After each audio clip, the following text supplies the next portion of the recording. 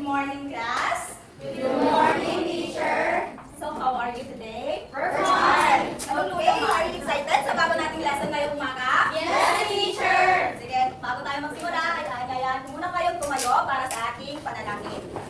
Kasi tayo ang lahat. Amen. Okay, you can now sit down. Bago ako magsimula sa aking klase, tayo muna ay mag-energize sa ating mga kids. Salita mo kayo na ngayon. Saan yun mga sa'yo? Alam niyo ba ang kantang to? No. Okay, ganito lang yung kantahe. To subtract the number is to take away. Take away. To subtract the number is to take away. Tapos, tatayo sa minuet. Minuet, subtract and minus sign and difference. To subtract the number is to take away. That is the subtraction sum. Okay, understood class? Yes. Okay, let's start. 1, 2, ready, start. To subtract the number is to take away. Take away. To subtract the number is to take away. Take away. Minuet, subtract and minus sign and difference. To subtract the number is to take away. Take away. Okay, thank you so much, everyone. So ngayon, last one ng teacher ay, pwede nyo mabasahin ito isa-isa? The first one is letter F. Make it last on time and be prepared to do work. Letter A. Ask for permissions to speak by first raising your hand. And letter T. Talk respectfully to your teachers and teachers. And H, the last one. Hand in your best work by checking it twice for mistakes. Okay, did you understand our classroom rules, class? Yes, teacher. Dapat natin sundin ang classroom rules para magkaroon tayo ng maayos na tayo ng quiz ngayon. Okay, bago na tayo sa quiz, dapat magkaroon muna tayo ng pagbabalik-tanaw. So, sino ang nakakaalala sa nakaraang leksyon? Okay, Olivia? Yes, addition of decimals. Dito, makikita natin, may hinanda din ako para sa ating pagbabalik-tanaw. This is addition of decimals. Diba may mga rules yung addition of decimals? Tama ba si teacher? Yes, Ano nga teacher. yung unang rules? Write the numbers one below. Nine decimals. Next? Add zeros to make the number of decimal places equal if needed. Next? Add as usual unlike whole numbers. And the last one? Put the decimal point in the asterisk directly to count. Sino ang makakasang harapan at makasolve ng isa man lang example ng addition of decimals sa ating nakaraang leksyon? Huwag ng pangalan. Okay, si Akain. Kita dito sa harap.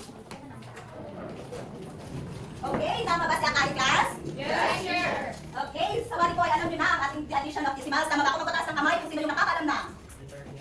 Lahat, okay, maayos. Tayo ay tumuna sa ating bagong diskusyon sa araw na ito. Ating bagong diskusyon, of course, ang ating kinanta kanina sa energizer ay ang Magkahit. Natapos na tayo sa addition of decimals, so dito naman tayo sa subtraction of decimals. Decimals. So ang rule niya ay parehas lang din doon sa addition. Naiintindihan niyo ba? Yes, Parehas lang sa addition. So ang mo lang siya, write the number, iaalay mo lang ulit. Pagkatapos, kung kinakailangan na mag-add ko ng zero, tulad ng ginawa ni Florence kanina na mag-add siya ng zero dito. Or pwede rin imagine mo lang yan. Pero mas maigi na ilalagyan mo siya para hindi ka malito. Okay, subtract mo lang din siya tulad ng addition, i-add mo lang yun siya. Dito, isasubtract mo lang din yung naialay mo na mga numbers. At saka, of course, iaalay mo itong decimal. Ito ang pinaka-importante sa kanyang rule. Dapat iaalay mo siya sa bawat number na iyong kinopya. Naiintindihan ba ako? Opo, teacher. Okay, ayun, teacher. 5 and you're gonna read this as n. Okay, class? So, 5 and 225,000. Okay, thousands. Pag dalawa lang siya, dahil nandito ito yung 1,000 place, di ba? Tapos ito ang 100. So, pag ganyan lang siya, represent mo yan lang 5 and 2,200. Pero may 5 siya, so it will be 1,000.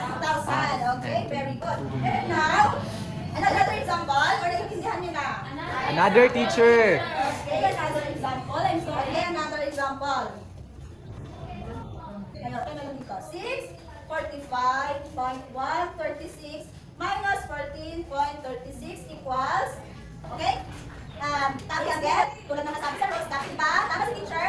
Yes, teacher. Okay, next. Copy mo ulit ito. Saan yung decimal dito? So, dito ang 14. Tapos, 36.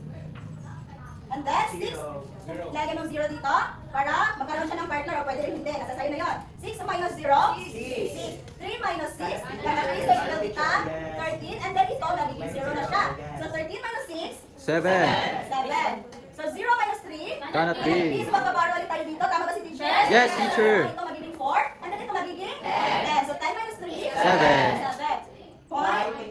4 minus 4? 0. 4 minus 1? 3. 6 teacher, bring those 6. 6 and 6 are 0. 6 minus 0 is 6. So 6, 630 and 776,000. Bakit face value niya ay 3. Okay, ganyan lang naman ang ba? Yes, teacher. Nakatagalin para makakain na kayo ng candy. Gusto niyo ba to? Yes! Okay, parang walang ating gagawin.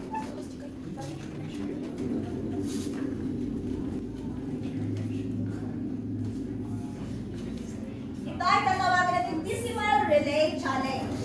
Gusto niyo ba yun?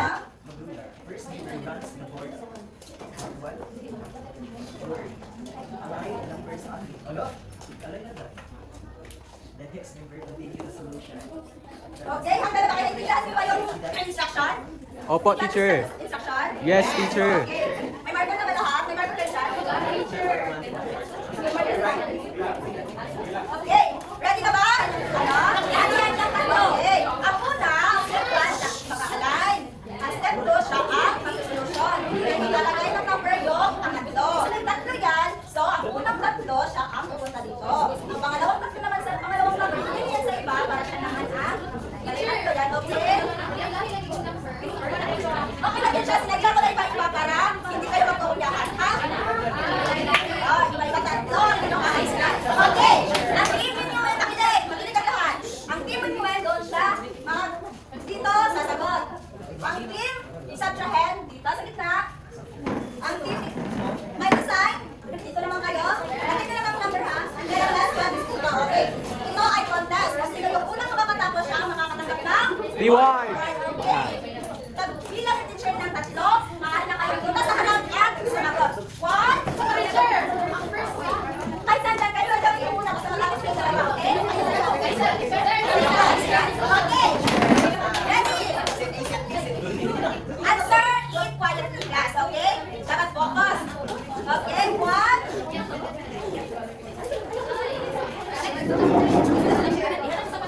Okay, nandito na ang award ni teacher. 1, 2, 3, go!